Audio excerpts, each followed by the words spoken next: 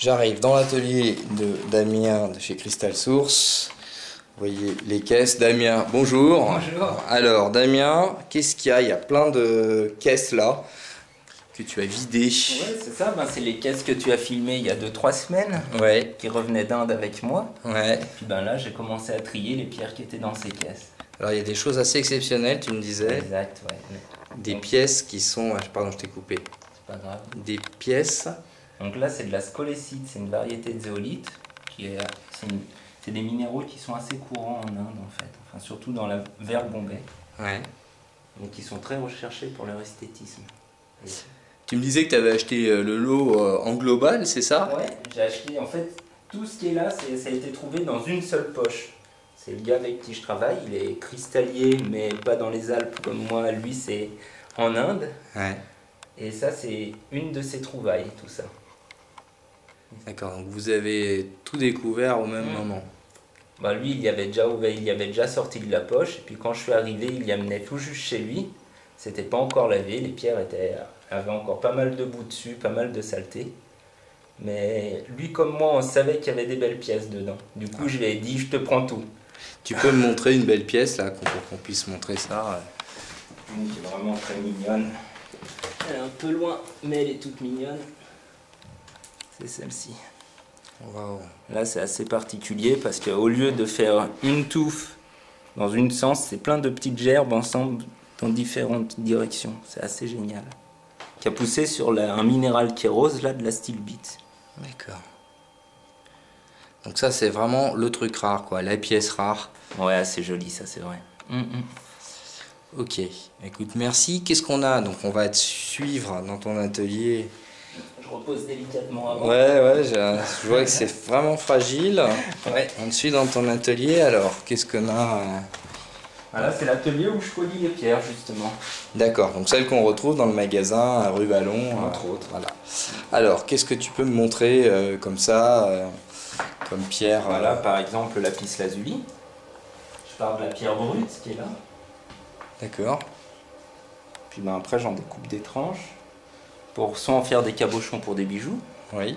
Comme on avait pu voir, le bijou en pyrite, c'était un cabochon avec une bélière. Soit en faire des petites pierres roulées. D'accord. Pour après, les gens qui font des soins ou pour les enfants qui font des petites collections de pierres, c'est sympa. D'accord. En fait, je me suis mis à polir les pierres comme le lapis lazuli ou le jade. On va voir après. Le jade qui est là. Ah oui, montre-moi un morceau de jade. Ah oui. Voilà, c'est une tranche là. Je me suis mis à les polir parce que dans le commerce, on a de plus en plus de mal à en trouver du lapis lazuli naturel ou du jade naturel qui n'a pas été teinté ou traité pour donner une plus belle couleur. Et comme moi je veux rester dans des pierres naturelles, oui. Du coup je me suis mis à les faire moi. J'achète le brut il n'est pas teinté, il n'est pas traité, et je polis moi-même les pierres. D'accord. Comme ça je suis sûr d'avoir de la pierre naturelle. D'ailleurs on peut voir là si tu veux, il y a un petit tonneau qui tourne. Je te suis. Le tonneau qui est là. Voilà, le petit tonneau qui est là, qui tourne, et dedans il y a des petites pierres qui s'appellent tichtites. Un peu compliqué à dire. C'est des pierres qui sont jolies en couleur, qui sont violettes. Puis là je les polis pour faire pour qu'il y ait un meilleur fini. D'accord, donc c'est vraiment toi qui fais tout.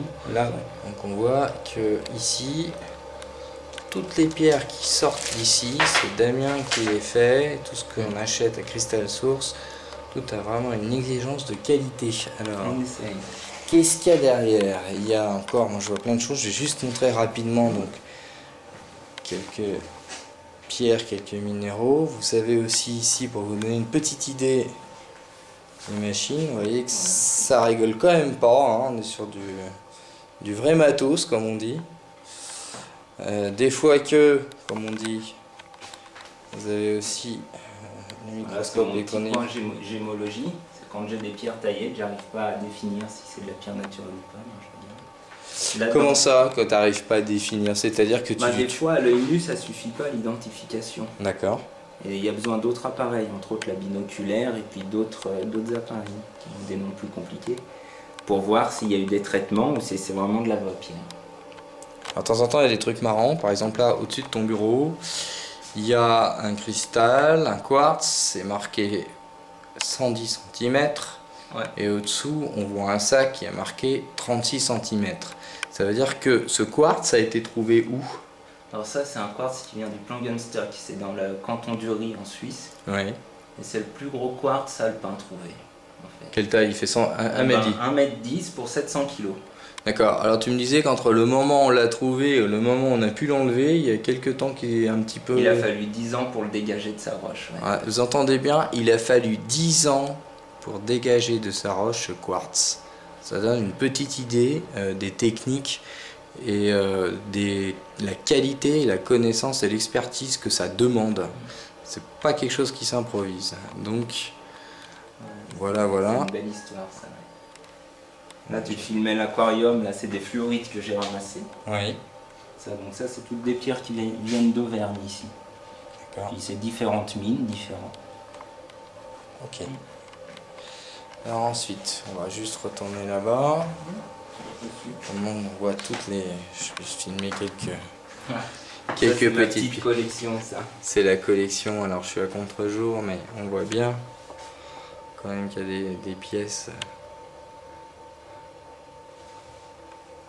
très originales. Voilà. Et puis on retourne voilà, dans la pièce ici. Donc les fameuses qu'on va retrouver dans la boutique dans pas longtemps. Je fais très attention où je marche parce que mine de rien, c'est quand même des vraies pièces de collection. Donc voilà, donc on va se retrouver, on les retrouvera bientôt dans la boutique à Crystal Source, donc rue Vallon. C'est au numéro 3, ça n'a pas changé. Non. Voilà, et c'est toujours ouvert du mardi au samedi. 9h30 midi, 14h 19h. Damien, merci et à tout bientôt. À tout bientôt, merci.